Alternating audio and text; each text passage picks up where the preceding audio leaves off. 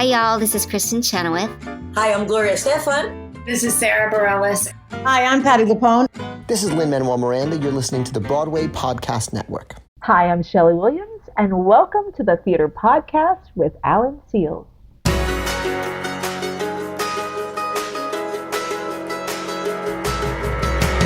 Hello, everyone. Welcome to an all-new episode of the Theater Podcast. I'm your host, Alan Seals, and our guest today is director Schele Williams, who is now not only the first black woman to direct a show on Broadway in 50 years, but she's also directing 2 shows opening this season.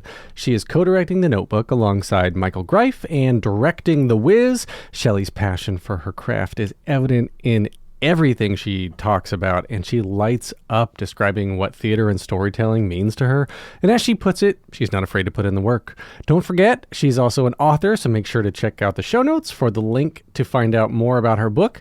And follow me on all the socials. Tag me in your stories, do the things. Now, everybody, please enjoy this episode with Schele Williams. Here you go. 1, 2, 3.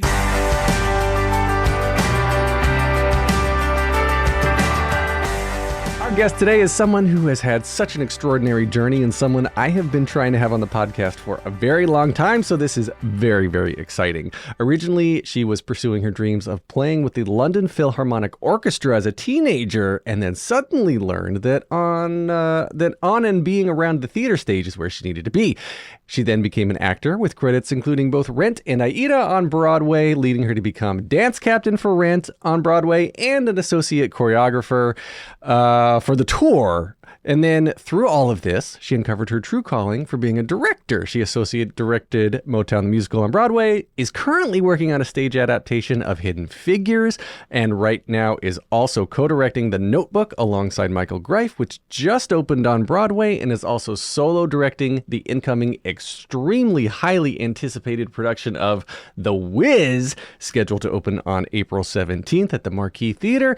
The first black woman to direct a Broadway musical in over 50 years. Schele Williams, welcome to the Theater Podcast. Hello, it's really exciting to be here.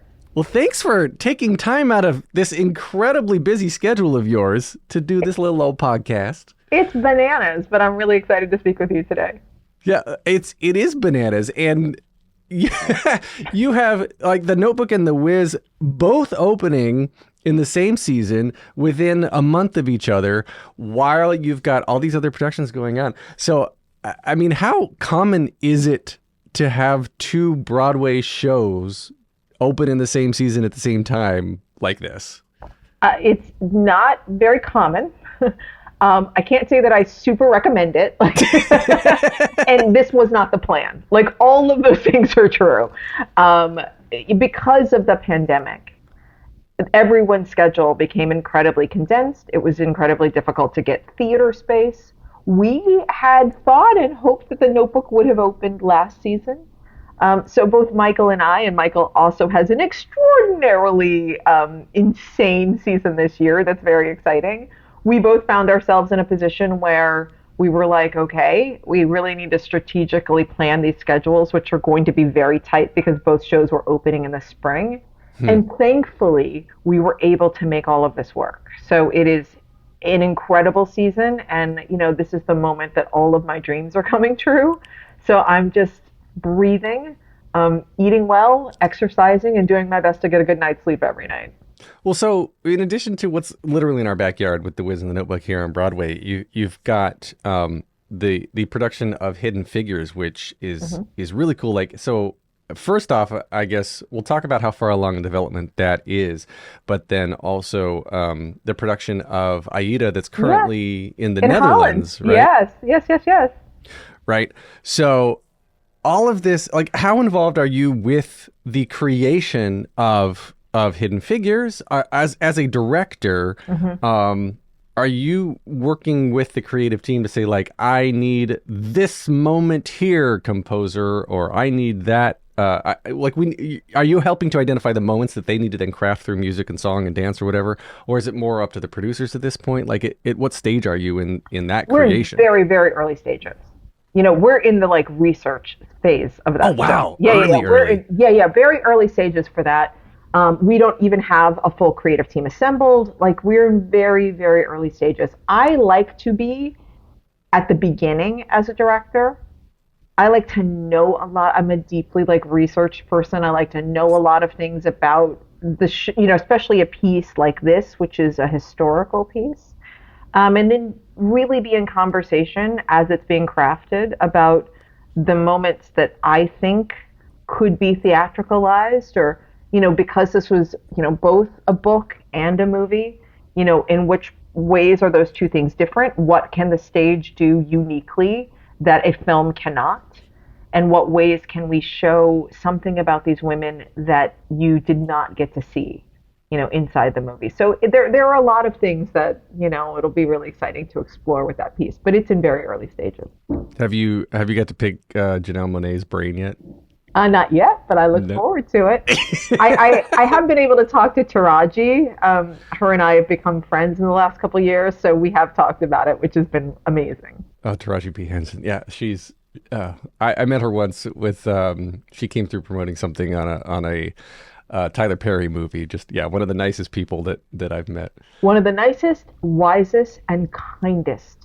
I really just respect her so deeply, and I'm so enormously happy that so many people are beginning to really hear what she has to say, and I have learned so much from her in these last 2 years. Yeah. Well, that's interesting. You're saying that you're learning like that, because as I was reading up on you and reading about kind of how you went from one thing to the next, it was you are very good about talking about your collaborators and giving, kind of almost sometimes deflecting a little bit to give the credit to the people who brought you to where you are. So Bayark Lee in Rent became a mentor, and Michael Greif, of course, who you met during Rent days, you're still working with, obviously. Yeah. And Victoria Clark was your own voice teacher? Yeah. I mean, and listen, I have been enormously blessed in my life with the humility, I think, to know that I don't need to know everything. That it's okay to be curious, it's okay to want more, and that you can ask for help. And I think that that's an asset, to be able to put ego aside and say, hey, you've done this before. Can I talk to you about this? I'm not afraid to do the work. But there's no need for me to make unnecessary mistakes if I don't have to. Tom Schumacher has been a mentor of mine for 20 years. It's been incredible to be able to have people that you trust, that have had an extraordinary career, to be guides in moments that you need it. As this season has approached, this is a very big season, and I have leaned on some incredible theater makers to help out during the season, to be able to ask questions, I have a lot of firsts that are happening in my life. And instead of going through them in a clumsy way, I want to enjoy them. And so I'm grateful for the generosity of all of the mentors who have helped me in my life. I bring that up more to talk about who you are as a person and your character, being that you're very quick to share the spotlight. You're very quick to give credit where credit is due. And, something that I harp on so much on this podcast these days is the advice given many, many, many episodes ago, was be the person that people want to work with the next time. And I feel like you embody that. You just have this whole career of people going back and saying, I want to continue to work with Schele. Schele, let's go do this. Let's go do this. And then it snowballs. And so now, like you said, your big dreams are now finally coming true. I guess your original dream of playing at Carnegie, or playing it for the London Philharmonic, hasn't quite happened. But what I was saying is that when you were 16, you missed your prom to play at Carnegie Hall, right? Yes. Like that was the original dream. That was the original dream. I did not make it to the London Philharmonic, but I did make it to Carnegie Hall, so I did scratch that itch. And what's really kind of cool about that story is that I was in the Dayton Philharmonic Youth Orchestra with Steve Reinecke, who is now the conductor of the New York Pops. Wow. And so Steve and I have known each other since, I was in the 8th grade, which is so wild that we're both here and living our dream. He was a trumpet player then, and now he's, a major conductor. It's a beautiful thing. What instruments did you play? Percussion. I was a drummer. Oh, that's awesome. Yeah. That's very cool. Very cool. And then going back even farther for a second, little Schele, your father was involved with performance and stuff too, right? Like that's how you got into the whole thing? Yeah. My dad was gigging 2 weeks ago in DC. Like he's the drummer of the Ohio Players. Oh yeah. Wow. Yeah. He's amazing. Wow. And so your childhood then, was it like you were seeing your dad play, and sorry, I forget, what was your mom doing when you were a kid? My mom was a respiratory therapist until I was 4 years old, and then she gave up her career to raise me and eventually my sister. So she became a full-time mom. And were they always supportive of the artistic lifestyle? Because I feel like parents that are in the arts can go one way or the other. They're like, this stinks, don't ever do it. Or they're like, it stinks, but it's the best time ever, you have to do it. They were always supportive of my dreams. Like always. You know, no matter what I wanted to be, you know, my mom would always say to me, just remember when you walk out of this house, you're representing me. Don't embarrass me. So I always had like that hanging over my shoulders. But I knew what she meant, which is comport yourself in the world like you belong to something and that your name matters. And that has always stuck with me. You know, I've always thought about the ripple effect of any action that I have. And they have always put my joy over everything else. Wow. So thinking about the kind of life that I want to lead, never had the thought of like the kind of house that I want to live in. I've always thought about the kind of joy that I want to have in my life. And then everything else kind of worked around that. You know, when I was living in an apartment in Hell's Kitchen with, you know, 3 friends, we had a 1-bedroom apartment at 49th and 9th, and we had 2 bunk beds, and 4 of us lived in there. And we were always on tour, so there was seldom a time when all 4 of us were there together. And I was, you know, cleaning the dance rooms at Broadway Dance Center. You know, what I was thinking about in that time was, how can I be a better dancer? How can I take class, you know, as cheaply as I can? You know, all I was thinking about was, how do I make my dreams come true? My journey has always been about like being scrappy, about putting ego aside. You know, I got Rent because I was the merchandise girl when that show was in previews and opened on Broadway.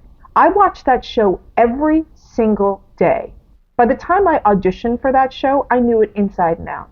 Like, it's not a coincidence that I was able to deliver for Michael and Marlise, because I was so entrenched in that show. And it was, I don't know, 2 or 3 years later when we were doing an interview in London, and he said, Schele began as the dance captain on the first national tour. And I was like, actually, I began as the t-shirt girl. And he was like, what? And I said, yeah, I watch the show every day, like 3 steps from you. And he had no idea. Wow. You know, I've never been afraid to immerse myself in the thing that I love to achieve the thing that I want. Okay. So there's the connection of, you know, you want to perform with a Philharmonic, you're doing percussion, but then the singing, the dancing, the acting, when did that start? Because I think too, you did a production of The Wiz when you were a kid too. And wasn't that like the turning point when you're like, I'm putting down the drumsticks and picking up the singing lessons? Yeah, the singing, dancing, and acting happened very early. My mom would always say that I was such a precocious child that she put me in every class that she could afford, because I was just a handful. And my sister and I are 8 years apart, so it was like a lot of Schele all the time. So I took a lot of classes just to keep me busy. And I really enjoyed them. But I did have, you know, even when I got really serious about it, and I went to performing arts junior high and performing arts high school, I was really immersed as a percussionist. But I was still taking dance classes on Saturdays, and I was still singing in the church on Sundays, and I never let go of things. I just kept accumulating other skills. It wasn't until I did The Wiz my senior year that my love for theater and storytelling in that way really clicked for me. And it was probably because The Wiz has a beautiful sophistication of music that really touched me and really connected with me. And I felt for the first time in doing a musical that I could be my authentic self on stage. You know, I had done The Music Man, I had done Once Upon a Mattress, I had done other shows in high school, you know, You're a Good Man, Charlie Brown, like, but I played always characters that were not characters that felt like me. And when I did The Wiz, something clicked, and I realized that theater could create that feeling of belonging that I didn't always feel as a musician. And I just wanted more of that. You know, it's really interesting. I'm going to get really geeky for a second. And it's, Oh, please geek out. I love yeah, geeks. I mean, you know, I always say that people always say the geekiest thing you can say is like you went to band camp, which I did. But I also went to orchestra camp for 5 years. So I'm like, I can out geek the best of them. When you're a percussionist in an orchestra, you're a little bit of an outsider. Like sometimes you're like going through like 4 movements only to go bum bum like at the end, right? Yeah. So there's like, you know, every now and then you get like Copland or Shostakovich and you get to play like the xylophone and it's super fun. But you know, it can sometimes not be super satisfying to be a percussionist in an orchestra. But there was something that just really clicked in me when I did The Wiz, that it galvanized every bit of me. I got to dance, I got to sing, I got to act, but I also got to sing like a musician. And that was really exciting, and I wanted more of that. And then you went to your parents and you said, I'm just going to go down that way instead of this way. And they said, cool. It was a lot of silence when I was like, you know, that college that I would like to propose taking a gap year and pursuing theater school, and because that's really where my heart is. And I can be enormously persuasive. I had all of my arguments prepared. And they took a long pause and listen, nobody knows me better than my parents. You know, they could see that something had sparked in me. And, you know, my dad said to me, listen, what we don't want is for you to go waste our money for 4 years. So if this is what you really want, then these are the parameters that, you know, what this next year is not going to be like you hanging out at home. You will get a job, you will get an acting teacher, you will get a coach, you will study. And that's exactly what I did. And I ended up getting a scholarship to AMDA. And, you know, that changed my life. That's incredible. Hang on, everybody. We're just going to take a quick break. All right, now we're back. I mean, good on you to even at that age, just to say this path that I have been planning for almost my whole life doesn't feel right anymore. And you pivoted and made it work. And that's hard. I know, you know, a lot of people that took gap years or took 2 gap years and then just they get into the routine of living and don't go back to what they were doing. And then 10 years pass and they go, what? But, you know, so it's really hard to, I think, stick with that and make it happen. And you did. And then you've always you were working as an actor immediately after graduating AMDA, right? Like, how long did you, how long from graduating AMDA before you went on to Rent? So the first thing, you know, it's so funny because when I taught at NYU for a little bit. I always say it took me a while to get my first Broadway show, but I worked. Yeah. You know, I graduated in July and I got my first professional job, I believe in January, and did a lot of auditioning. And, you know, what I've now learned by being on the other side of the table, part of the skill of auditioning is being able to be reliable again and again. You know, for a casting director to go, that person's good. Let's see if they're good again or if that was a fluke. You know, being able to be consistent, being able to get better, being able to prove that there's something there. So I auditioned a lot, and I have, somewhere I've seen it, like my old audition book where it would show like every place that I, what I sang and what I wore. And like there was a whole thing in the early 90s about auditioning and all the running around that I did. And when I got my first professional job was at Queen's Theater in the Park, and I did their play and our song. And while I was doing that show, I got the European tour of 42nd Street. And then and then I came back home after that tour, and I did a chorus line. And that's where I met Bjork for the first time. I played Maggie in a chorus line, and I met Bjork. And I went back on tour, and she then called me and said, I'd like for you to do this production of Porgy and Bess. So then I did Porgy and Bess, and then I ended up doing Tommy. And after I got back from Tommy is when I did Paper Moon at Goodspeed. And that's where I got my Goodspeed Opera House in Connecticut. And that's where I got my equity card. And while I was doing Paper Moon, I got Rent. Wow. So I believe in paying your dues. I believe in like learning the rigor of what it means to be a professional. Like if it's possible, it's really great to make mistakes not on Broadway, but to learn all of those things, you don't want to miss an entrance on Broadway. You want to do that like in a European city somewhere. If it has to happen, you want to learn those mistakes elsewhere. So by the time you get to the pinnacle, you are prepared for it. You have learned from seasoned professionals.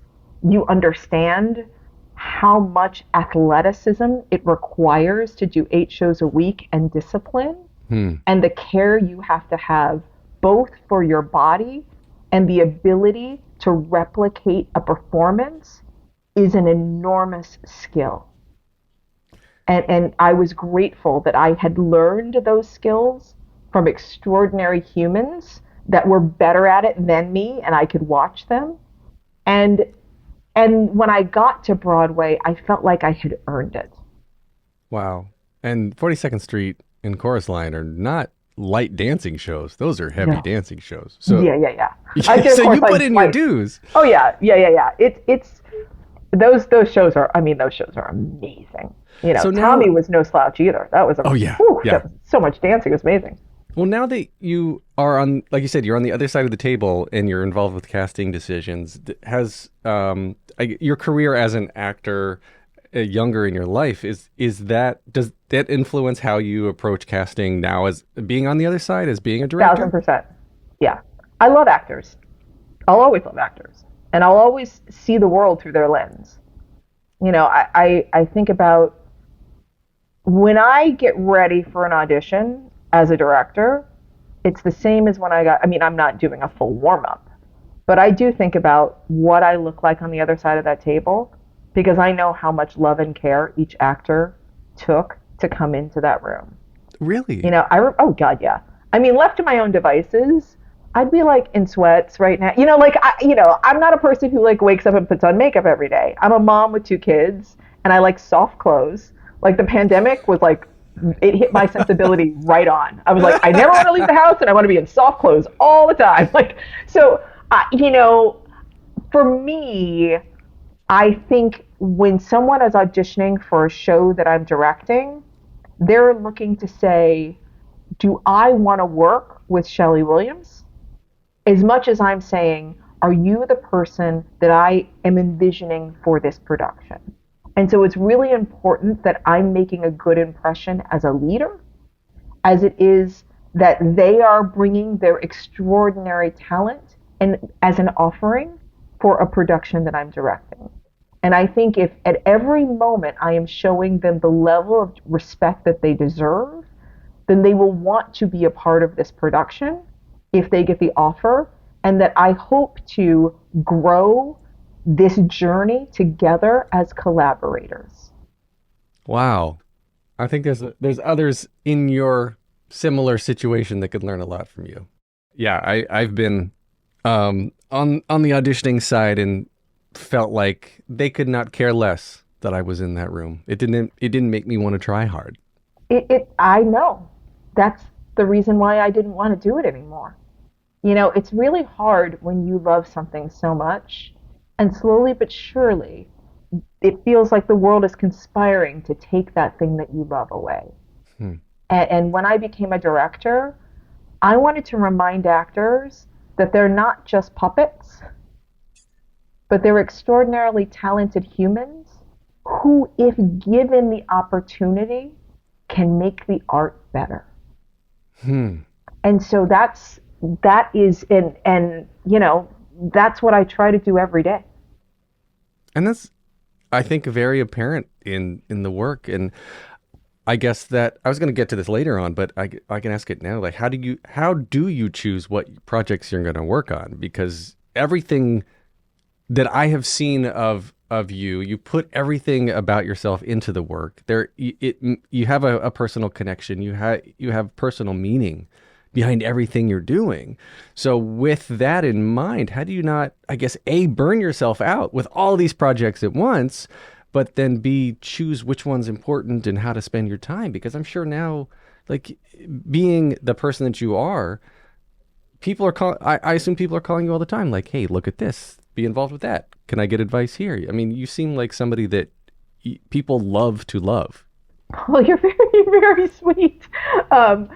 I pick out pieces first and foremost. And it's different, right? It's different at this point in my life than it was when I was, like, before. I was like, I'll take everything. I need to learn and I need to grow. So when young directors ask me, like, what should I direct? I'm like, everything. Like, take it all. Learn, grow, you know, you're going to make mistakes. Like, I'm at a different point in my life. So I just want to acknowledge that. I'm not giving, you know, the advice I'm taking now is very different. The advice I'm dispensing now is very specifically for where I am. I'm a mom. I have 2 kids that are teenagers. You know, they're 12 and 13. So when I'm thinking about a project that requires something from me, the most important thing it requires from me is my time. And so if I'm going to take it, I have to know that it's going to be worth missing those dinners. It's going to be worth the disappointment of moments I can't get back. And can you say, like, is it worth it? That's always, like, debatable, right? But I have to know that when I look at my kids and say, Mommy can't be here, I have to say, because what I am creating is something that I think can have great impact that will change your lives. Do they get that though? I mean, one of the cool things about you is that, you know, you're teaching these children, and that, I mean, they are children, I guess. Yeah. But, you know, 12 and 13, they're almost young adults, arguably. And they are seeing through you and through your husband that it's important sometimes to make sacrifices to follow your dreams, to make these decisions that are going to make you a happier person. And by being a happier person inside, you can give that to them. You can give that to the world in this case, because what you're creating is going to last decades and decades and decades. These original stories or adaptations or you know, modernizations, even The Wiz, like working with Amber Ruffin to modernize the script. This is literally considered a new story. Yeah. So when you're doing all of this, like, do the kids get all of that? Do they understand, or are they still sort of just like, well, I guess, like, my kids are 7 and 9, and my 9-year-old is a little bit better. Obviously, he's older, but my 7-year-old is just like, he doesn't care what I'm doing. He just wants to be with him all the time. Yeah. Sometimes, you know, because they're a little bit older now, having conversations with them about this is easier and more fun. Like, you know, I bring them on every part of the journey. You know, I talk to them about things. You know, when I get, like, a new scene, I'm like, you 2 read this for me. You know, really? Oh, yeah. And they love it. You know, you know, when I get new costume renderings, I'm like, oh, look at this. I'm not asking them, like, which one do you like? I mean, maybe I would say which one they like better, but I'm going to pick the one I like better. You know, it's not like they're weighing in on things like that. But they are seeing, they're a part of this. They're a part of every part of it. I'm like, oh my gosh, you know, on The Notebook, like, Ingrid just sent, like, a new song. Listen to it with me. You know, so they know that this is a part of our lives, not just a part of my life. And when they go see the show, all of those moments click for them. Oh my Wow. gosh, that's the dress. Oh my gosh, oh, I heard that song for the first time. They heard that song for the first time. Like they're a part of every bit of it. So my life is not separated in a way that like I am like done with work and then my life is holistic and there's a lot of overlap. They also see the importance of picking the right partner. I have an extraordinary husband who values my career equal to his, who also values and understands parental responsibilities are not gendered, and is incredible at navigating our changing life, our travel, with incredible grace and love, and is unbelievable. And it's reciprocated when he needs that. He owns his own business, and when things come up, like, we really have found, a great partnership around that. And that's the kind of partnership that I want my children to find when it is their time. It's interpersonal relationships again. Yeah. With your husband, your kids, you include them in everything. And then I still, in my head, I'm drawing parallels between how you got where you are from where you were throughout your life too, because you do one show, you meet Michael Greif. You do another show, you meet Eric Lee. You do another show, and like you're adding on this massive support system throughout your life and throughout your career that now, whether by blood or by not or not, you've created this massive chosen family. That you can come back to and say, like, I need help. I need mentor A. What about this? Mentor B. How about this? And then they all know each other. They all like each other, and it becomes this constant, I guess a reassurance, a family of reassurance, constantly trying to help each other out and grow. I mean, that to me is exactly what you want humanity to be, right? Yeah. Like, I never want to stop learning and growing. And there's always going to be people that are more brilliant than me. And I want to learn from them. And then I want to be brave. And I want to do something that I had never imagined. I'm going to be 53 in a couple weeks. And I'm like, it's incredible to still have firsts at 53. And I want to have firsts at 73. Like, I don't even know what's next, but I'm down for it. And and I've always felt like whatever step I've been in my life, the years before it had prepared me for it, and I didn't even know it. And then all of a sudden, when someone was like, "Hey, you want to do this?" and I'm like, "Huh, yeah, I guess I do know how to ski." Like, just like such a like funny thing. It's like, oh yeah. So I kind of feel like whatever's next, like, I'm training for it. And we'll figure that out. But I'm not. I don't know. I'm open and I'm excited, and I always want to remain like a little bit fearless. I always want something to scare me a little bit. Ooh, I like that. Yeah, being scared, being outside your comfort zone. Again, another common theme that we hear all the time. If you're not outside your comfort zone, you're not really growing. Yeah, I mean, it is the hardest thing in the world, I think, for someone who grew up as a musician, which is all about like repetition and rigor, to not be constantly confronted with like imposter syndrome if you haven't done something a billion times. To be able to say, oh, like one of the hardest things for me in 2021 was in 2020 when my book came out, was to say I'm an author. I was like, do you get to say that when you've written like one book? Like, no, I'm a director. Like, I feel very confident saying I was a director. But that hat was such a weird hat for me to wear because I felt like I hadn't earned it. I had just done a thing, and then it was here.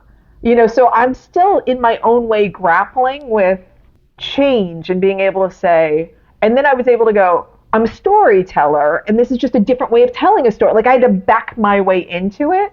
So I'm still learning how to allow myself to grow in ways that don't require, multiple degrees and wear those hats as they come. That's interesting. Allowing yourself to grow where at the root of everything, it's just accepting that an adjective applies to you. Yeah. Yeah. But that was the hardest one because I'm a person, I read a lot. And so I'm like, oh, Jacqueline Woodson is an author. You're like, I know who authors are. I'm like, I wrote down words and they got illustrated. It was that was the hardest one for me. And I would do interviews and they're like, so you're an author? And I was like, I'm a director who wrote about, it was really, really hard. And then they were like, you have to stop saying, you actually have to say you're an author. So that was a weird one for me and one that I really struggled with, recently. Yeah. Oh, that's really interesting. I think it's very, it's kind of interesting that you wouldn't be able to accept that, even though, literally, you wrote a book, you authored a book, and can't call yourself an author for what? Out of fear? Out of imposter syndrome? You said imposter because syndrome, it was so but out of what is my it at the industry, right? Everything else has been adjacent, right? But this one was an entirely different world that I didn't know. Sitting on a panel with authors. And they're like, and they've written these 19 books. And here's the newbie here. And I'm not the newbie who's 20. I'm the newbie who's 50. Who it was just such a and then there was, a part of me was like, but I'm really good at this other thing. It was such a weird, it was such a weird place to be. And it was, yeah, just because it was an entirely different industry with new vocabulary, with new rules. I learned a lot, and I revere authors. I learned so much writing a book. I really love editors. It was such a different experience for me, and it's it still is. It's a very new experience that I'm still growing with. My second book comes out in May, and I still am just like, holy crap! I can't believe that's happening. It's such a it's a really fun first, obviously that I didn't see coming, but the one that has been the hardest in some ways for me to fully accept and wear because it just feels so different. Interesting. That's really, really interesting. And again, outside your comfort zone feels weird and different, and it gives you the most opportunity to grow right now. Yeah. Hang on, everybody. We're just going to take a quick break. All right, now we're back. The Notebook or The Wiz? Which one do you want to talk about first? You want to talk about The Notebook because it's already it's in previews as we're recording. As this comes out, it will have just opened. Yeah. When approaching this property, it's a well-known property that I think critically the film got mixed reviews, but I've heard nothing but absolute praise for all of the out-of-town production that's happened so far. So when I guess, I know Michael called you to ask you to co-direct, right? And then did it make sense at that point? Did he have to talk you into it? Or did you jump straight on and you're like, okay, this is what we have to change? Or what are we going to do to make this different? What was that whole process to get started with The Notebook? My initial reaction to every movie musical is oh. And so I had that initial true reaction, right? And then I read it and I was like, oh, I didn't know that this story could have this elevation on the stage and could be constructed in a way that is not playing on sympathies, all the things that you think that you could this is going to be a natural thing for this. Becca was so smart in the book to go against that. And so when I read the book, I was blown away by how smart it was. And I always read the book first without music because I can get seduced by music because I was like, if I listen to music first for any show, I could love the score and then realize, a year later, oh, this book is terrible. I really do. I can never allow myself to listen to music first. So I read the book first and I was like, oh. And when I read the book and I'm reading the lyrics along with the book, and I was like, oh, these are really smart. These are really, really smart lyrics. Like, this is unbelievable. And then I don't even think I got through like the first song, and I was like, holy crap, this is for real. And so then I called Michael back, and I was like, oh man, like, this is so much smarter than I thought, initially it could be. I trust Michael. So when Michael says like, this is good, I didn't doubt that, but I had no idea, how great the material was until I read it for myself. And the decision, so there's 3 generations that don't follow consistent race assignments. Is that the best way to put it? Sure. Yeah. So like the male and female characters do not stay consistently the same race throughout the 3 generations. Yeah. And obviously a very conscious choice, but why make that choice? That choice was really to allow more people to see themselves inside the story, and to say that this story belongs to many people. There's so many times I can say from personal experience, until I saw The Wiz, I had never seen a fairy tale that included me. And so I thought all of these stories belonged to white girls. Cinderella, Snow White, like all of and until I saw in, The Wizard of Oz, like, we're always like on the outside going, I have those feelings, but only you get to show them, right? And being able to look in a mirror and see yourself inside a story is revelatory and transformational. And having other people see you inside the story humanizes you in a way that makes us all connect. And so those vital connections, I think, have been missing, especially in our storytelling on Broadway. And we do have the ability to have transformational impact on humanity if we are so brave to do so.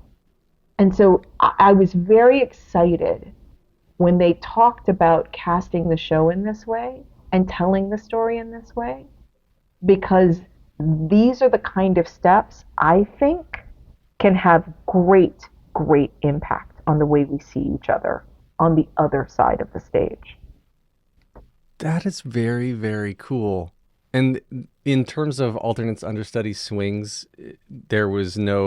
was there the same disregard, I guess? It sounds like a bad word, but like, I guess, or maybe conscious choice to ignore racial assignments in all of the covers and everything. We didn't ignore. We actually did the opposite. We fully embraced.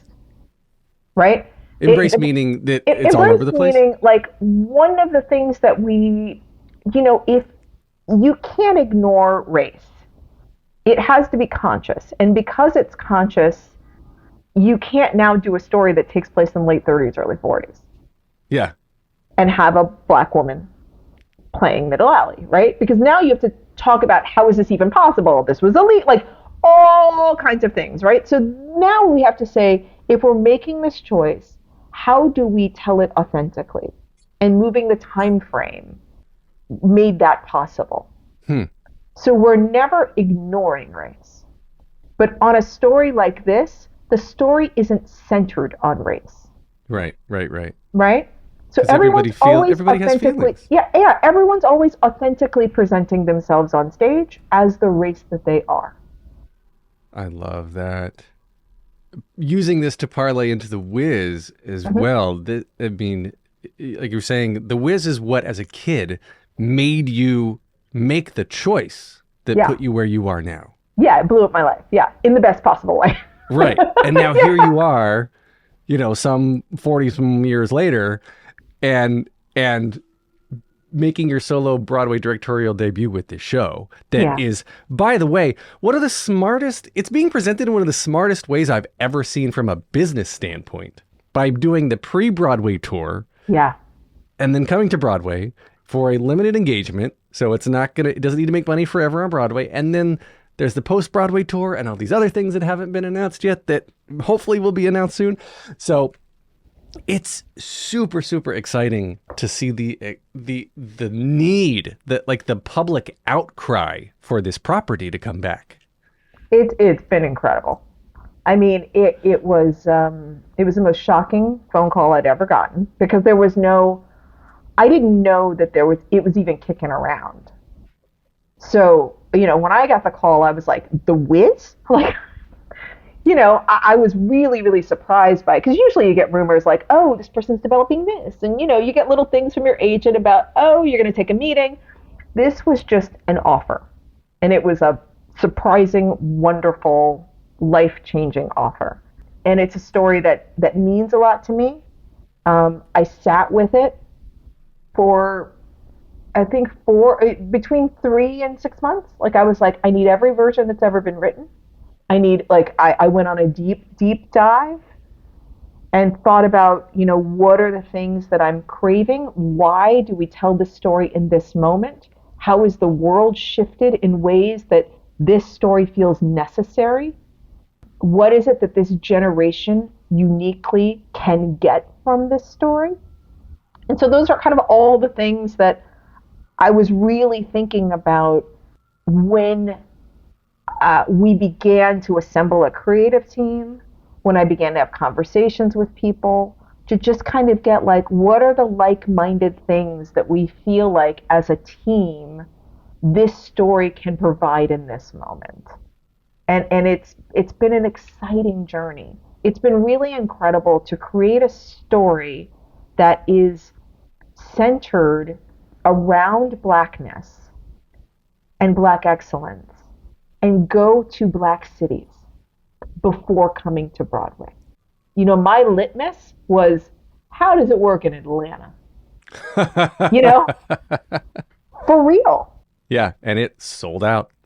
It was incredible to be in a 4,600 seat house and hear joy. And to see so many kids. Oh my gosh, I've seen so many kids at this. Like, it's been an incredible experience. I was at the Pantages for the opening there, which was super fun. And I saw just school groups. And I was like, oh my gosh.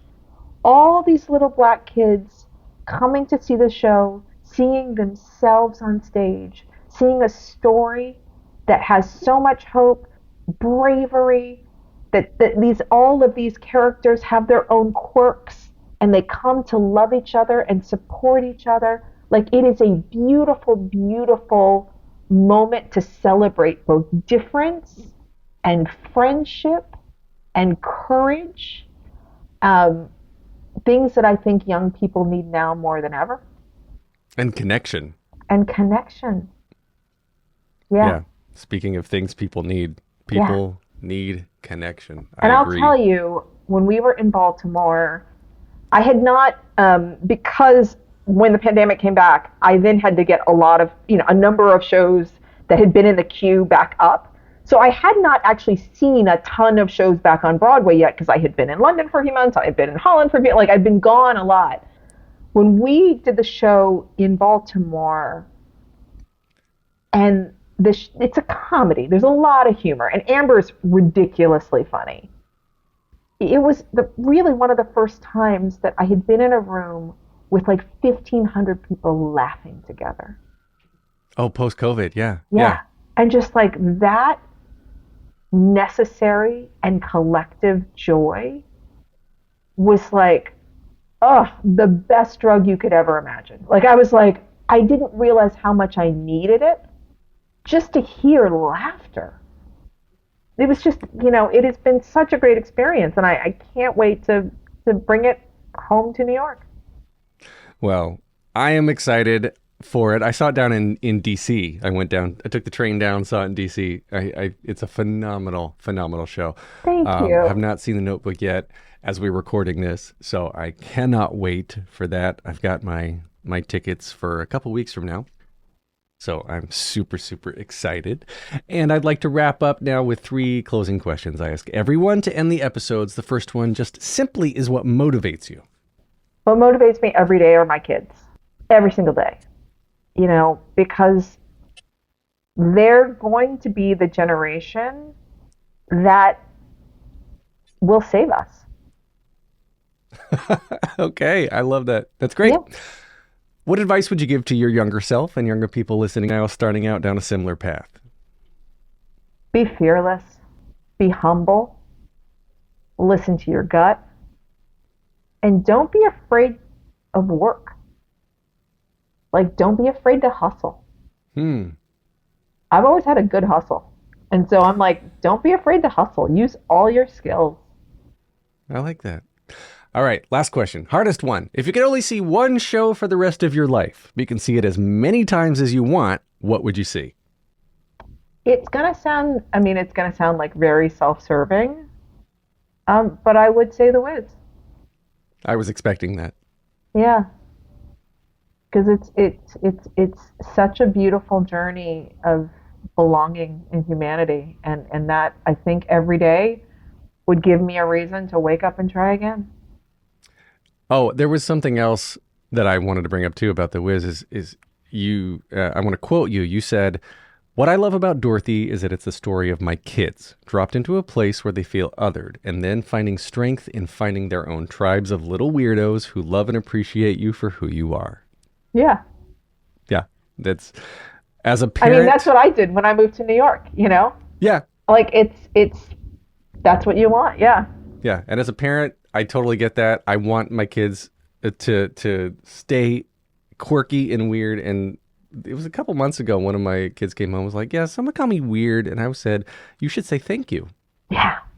They say thank you. Embrace being weird and different. And they're like, "What?" I said, "Listen, do you think I'm normal? Like, we run around the house dancing and doing stupid choreography that we make up. Like, we are weirdos. Embrace it." And they're like, Yeah. "Oh, okay, cool." So now they call each other weird as a compliment. Yeah, like stay weird. Is my daughters, they're always like, "Let's go." I'm like, "Yeah. Be Yep. different. Stay Yep. weird." So where can we find you online and play the social media games? I really only do Instagram. I'm too loquacious for the X, the Twitter, but I'm on Instagram at Schele Williams. So that's where you find me. Awesome. I am on Threads. I have presence on Threads, Instagram, TikTok, Facebook. Whether I'm actually on them or not, debatable. I don't know. Leave a rating and a review wherever you're listening now. Let's give thanks to Jukebox the Ghost for our intro and outro music. And Schele Williams, thank you so much for the conversation, for giving yourself to your craft, to your family, to the world. We are going to live with your work for forever, and it is beautiful. Thank you. Thank you for having me. Take a deep breath, make the world a little colorful.